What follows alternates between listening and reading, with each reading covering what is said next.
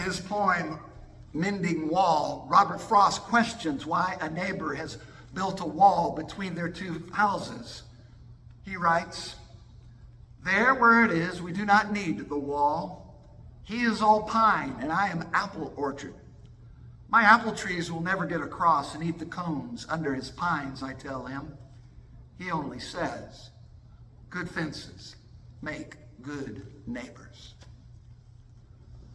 Well, is that true? Good fences make good neighbors?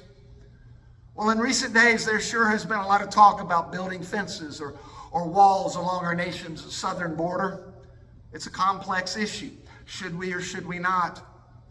I think of other walls as well, including the fence walls in my backyard that separate my yard from my two neighbors, though there really is nothing that I'm walling in or walling out.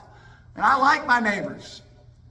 And then there are walls more symbolic, like the walls that separate people politically into two camps, and theological walls separating people based on their understanding of biblical authority, and other walls separating people based on creed, class, nationality. Walls everywhere.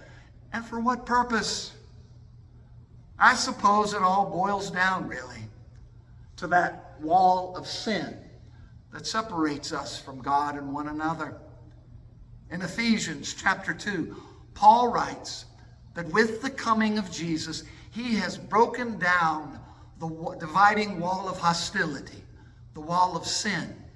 And in that day, it was primarily a wall that separated Jew from Gentile.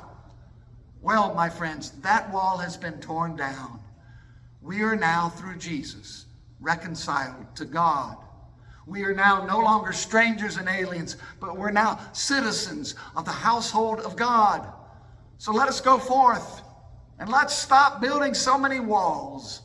And may we tear down the existing walls of hate that divide us, that we might truly be one.